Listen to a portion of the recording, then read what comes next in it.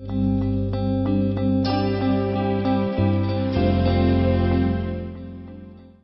morning, Ambassador Burns. How are you? Good morning, Rahul. So nice to see you, and I bring you greetings from all your friends in the United States. And then how are things in Cambridge? Well, we're in lockdown the way India is, and that's a surreal environment and existence for all of us in both India and the United States. Our country's in deep, deep political and existential crisis, and I think that's what's really gripping all of us right now. What do you think is going on in the United States? Why are we seeing these images? In the U.S., we've had a problem of race, of mistreatment of African Americans. Since the beginning of the founding of the country, the first slave ships arrived here in 1619. That's the year before the Pilgrims came from England to settle Massachusetts Bay Colony, where I live now. And you think about our Civil War, fought over slavery. Our greatest, I think, American of the last 100 years is Martin Luther King Jr. He fought battles, peaceful, nonviolent battles, because, of course, his idol, his spiritual idol was Mahatma Gandhi. Yes. He modeled his movement after the Gandhi movement to liberate India from British rule, the peaceful nonviolence. King led us to become a better country. We elected an African-American president, Barack Obama, a man I deeply respect. And yet you see race come back now. You see African Americans mistreated, this horrible, horrible murder of George Floyd, this young African American man, by police in Minneapolis, Minnesota. We have millions of Americans trying to protest peacefully, as is our right, as is your right in India. And yet the president treats them all like terrorists. In many ways, India and the United States share many, many traits. We were both subjects of the British Empire. We both liberated ourselves from that empire in different centuries, but we did. I've always admired India. I've always admired the multiracial, multi-religious aspect of Indian society. And so countries sometimes have to go through a discussion and a political debate about who are we? At the core, what kind of nation are we? We're an immigrant nation. We're a tolerant nation. I mean, I think the thing we share, and I think why our partnership works, is because we are tolerant systems. You mentioned that you're an immigrant nation. We are a very, very tolerant nation. Our DNA is supposed to be tolerant. We're supposed to accept new ideas. We're supposed to be open. But the surprising thing is that that open DNA is sort of disappeared. I mean, I say this with sadness that I don't see that level of tolerance that I used to see. I don't see it in the United States, and I don't see it in India. I think you've identified a central issue, at least for the United States. And the silver lining here, the good news is that we have people demonstrating all across the country in every major city in the United States this week, peacefully, on behalf of tolerance, inclusion, minority rights, all these essential issues at the core of our democracy. And I think one advantage that we democracies have, say, over an authoritarian country like China, is that we can correct ourselves. There's a self-corrective part of our national DNA in India and the United States. And as all democracies, we resolve this at the ballot box in free and fair elections. We do not turn to violence. We do this peacefully. That's the India tradition that we love about India from your founding in the 1930s, the purpose. We'll abide by the Constitution. The senior military officer, General Mark Milley, said this week, Americans have a right to protest. They have a right to disagree with the government. These are so fundamental. It's extraordinary we have to even debate these. So we're back to debating first principles. But again, I do see strengths that democracies go through trials. We play out our differences in political campaigns or in street protests, but at least we can do that. You can see authoritarianism coming back in China, in Russia. And we democracies, we sometimes go through painful episodes because of our freedoms, but we're so much stronger because of them. That's our advantage, I think, inherently over the authoritarian countries. When we look at the relationship between India and the United States, there's been a lot of progress over the last couple of decades. But one of the things I've noticed is that a relationship that used to be a partnership seems to have become very transactional. It's become episodic and transactional, and then a relationship that used to be very broad: education, defense, healthcare, multiple fronts, has sort of focused down mainly on defense. I mean, what do you think about where the relationship between India and the United States is going? Well, from an American perspective, it's interesting. In our country right now, Democrats and Republicans agree on very little in our Congress, but there is, I think, nearly universal support in both of our political parties that the United States ought to have a very close, supportive, and all-encompassing relationship with India. We're the two largest global democracies. I would argue we're the two most important global democracies. The secret weapon in the relationship, I'm sure you'll agree, has been the Indian-American community. It's an extraordinary community in the United States. They started out, lots of engineers and scientists staying on in the 1970s and 80s, becoming doctors in our hospitals. We now have, as you know, senior political leaders in Congress, in state governors, senators who are Indian American. We have Indian Americans in every facet of life. Yeah. Some of our major tech companies in California, our CEOs are Indian Americans. So I think there's been a maturation of that community, and it's a profound bridge between the two countries. So I'm very hopeful that the U.S. and India, our societies, not just our governments, but our society, very close, intertwined, integrated. And that's a great strength if you think that one of the challenges we face is the coming power of authoritarian countries. I mentioned two before, China and Russia. We never want to fight. We don't want war. But we want to preserve our way of life, and we want to preserve our positions in the world. And that's why I think so much of our relationship is so important between our two countries for that reason. I think the Indian-American community is a real asset for us and an asset for you. So it's a joint asset, and it's a good bridge to have. How does one think about that going forward? Well, I think that to mention something you said before, Rahul, our military relationship is very strong. If you think about the U.S.-India naval and Air Force cooperation in the Bay of Bengal and throughout the entire Indian Ocean region, we're really together, and this gives me hope. But you're right. It can't be just about that. And so my advice would be, but I would look forward to your thoughts, is keep the doors open to each other. Lower the restrictions on the movement of peoples between the two countries. I think H-1B visas, where a lot of university, high-tech Indian business people come to the United States on H-1B visas, they've been severely limited in recent years. We simply don't have enough engineers in the United States to run our economy. And India can supply many of those engineers. I'd keep the barriers low. I would encourage the movement of people, encourage university exchanges, and certainly encourage us to be working together on democracy promotion around the world, on science, on public health issues. If there's another pandemic in our future, and there most likely is, of some sort, our two countries could be doing a lot more together in terms of vaccine for poorer members of our society. I'd like to see our relationship go in that direction as well. If I look at the history of the United States, and I go back over the last century, I see big ideas, right? I see the Marshall Plan. I see how the United States worked with Japan, for example. I see how the United States worked with the Koreans, and these societies were transformed. I don't see that right now. I'll be very blunt with you. I don't see that type of a vision coming from the United States that is transformative. And one doesn't expect regional ideas from the United States. One expects global ideas from the United States. Well, that is a big idea in itself, the search for a big idea. I remember we were working very closely with Prime Minister Manmohan Singh. You'll remember this. Yeah.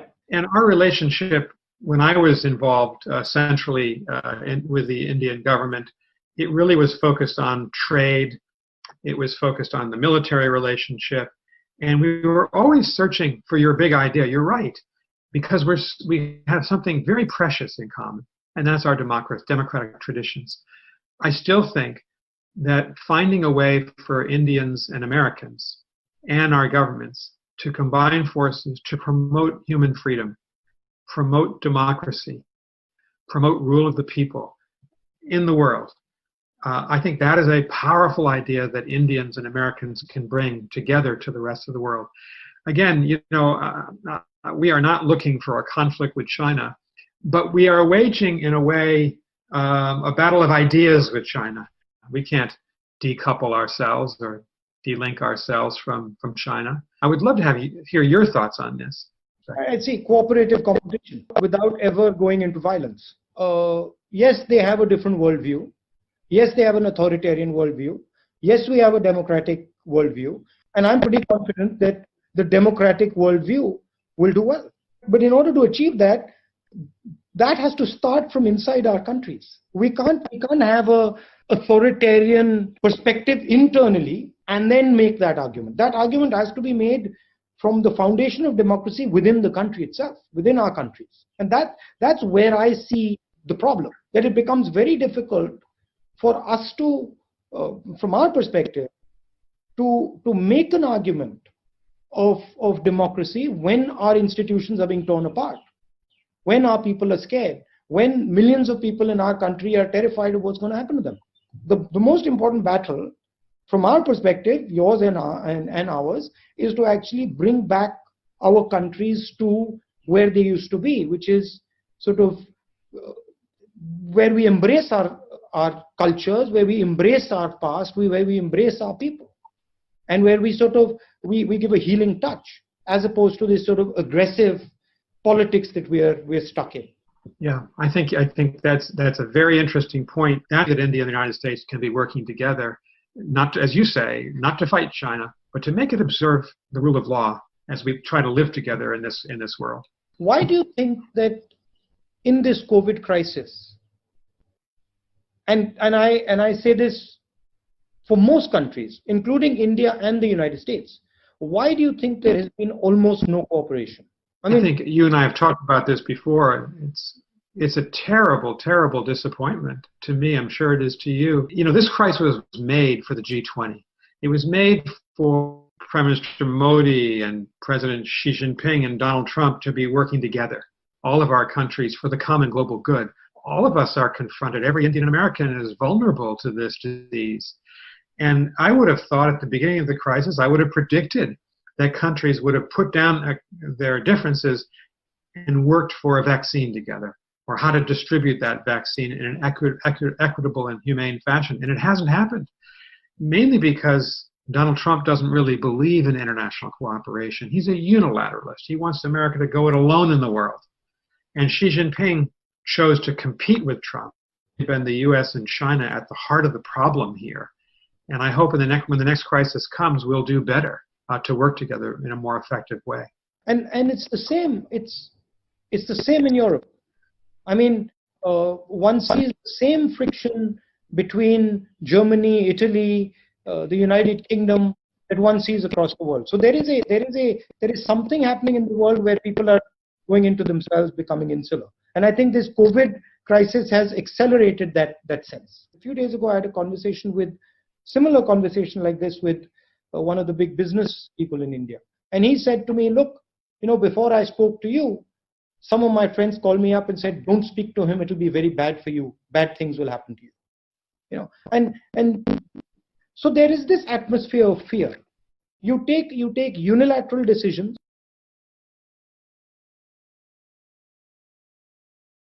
Lockdown in the world, and then you have millions and millions of your manual laborers walking thousands of kilometers back home. So it's this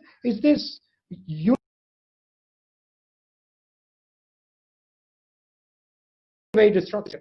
But it's the flavor of the times. That's the unfortunate thing.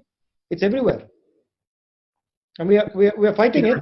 These are difficult days, and all over the world. I think they're difficult days. A major political party. 100%. See, I'm 100%. I'm hopeful. I'll tell you why I'm hopeful. Because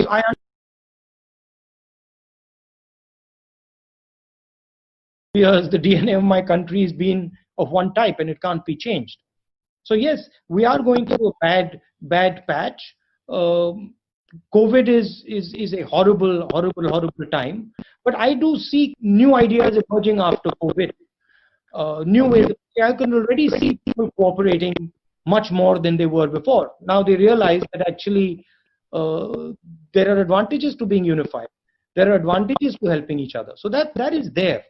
How do you think COVID is going to shape the balance of power? What is going to happen in your view between the United States, China, Russia, India? What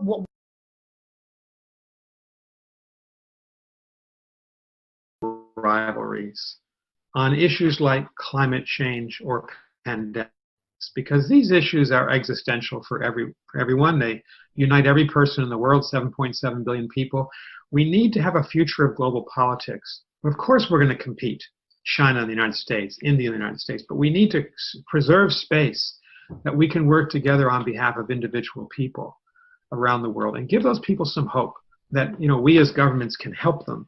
That's the challenge with COVID. If you think of it, the last 7 years, we've had SARS, H1N1, Ebola, and now the coronavirus. 4 pandemics in 17 years. We will have.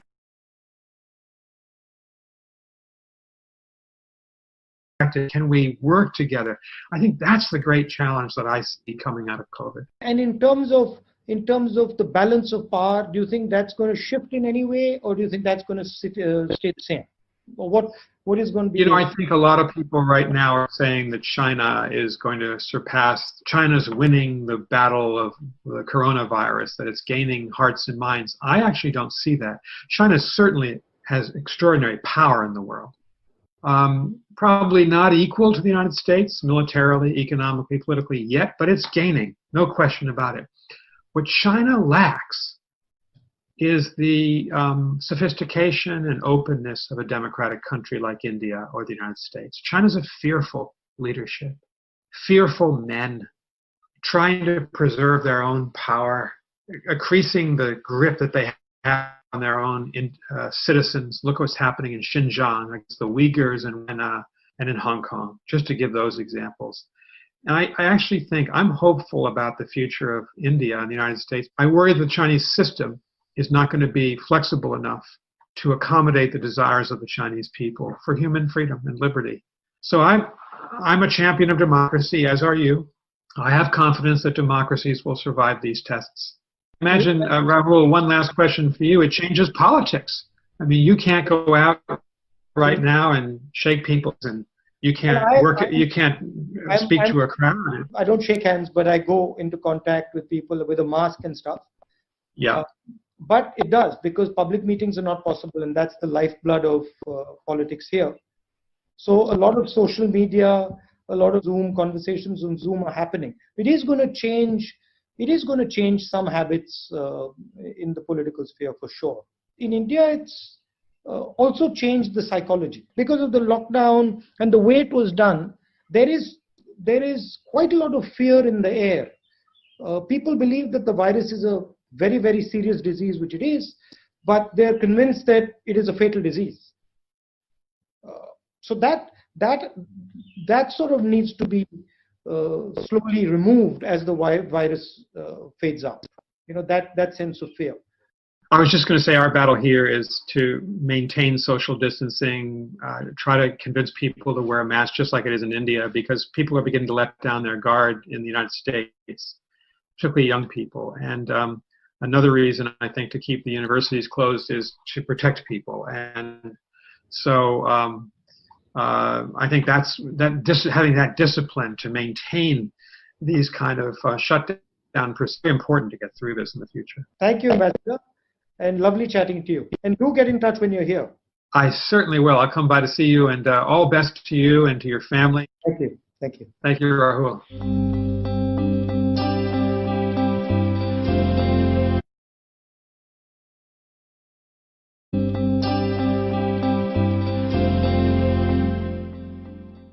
Good morning, Ambassador Burns. How are you? Good morning, Rahul. So nice to see you, and I bring you greetings from all your friends in the United States. And then how are things in Cambridge? Well, you know, we're in lockdown the way India is, and that's a surreal environment and existence for all of us in both India and the United States. Our country's in deep, deep political and existential crisis, and I think that's what's really gripping all of us right now. What do you think is going on in the United States? Why are we seeing these images?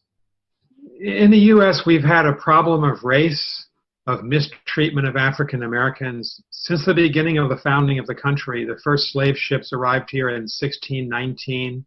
That's the year before the Pilgrims came from England to settle Massachusetts Bay Colony, where I live now. And you think about our Civil War fought over slavery. Our greatest, I think, American of the last 100 years is Martin Luther King Jr. He fought battles, peaceful, nonviolent battles. Of course, you know his idol, his spiritual idol was Mahatma Gandhi. Yes. He modeled his movement after the Gandhi movement to liberate India from British rule. The peaceful nonviolence. King led us to become a better country. We elected an African-American president, Barack Obama, a man I deeply respect. And yet you see race come back now. You see African-Americans mistreated, this horrible, horrible murder of George Floyd, this young African-American man, by police in Minneapolis, Minnesota. We have millions of Americans trying to protest peacefully, as is our right, as is your right in India. And yet the president treats them all like terrorists. In many ways, India and the United States share many, many traits. We were both subjects of the British Empire. We both liberated ourselves from that empire in different centuries, but we did. You are this, I've always admired India. I've always admired the multiracial, multi-religious aspect of Indian society. And so countries sometimes have to go through a discussion and a political debate about who are we? At the core, what kind of nation are we? We're an immigrant nation. We're a tolerant nation. I mean, I think the thing we share, and I think why our partnership works, is because we are tolerant systems. You mentioned that you're an immigrant nation. We are a very, very tolerant nation. Our DNA is supposed to be tolerant. We're supposed to accept new ideas. We're supposed to be open. But the surprising thing is that that open DNA is sort of disappeared. I mean, I say this with sadness that I don't see that level of tolerance that I used to see. I don't see it in the United States, and I don't see it in India.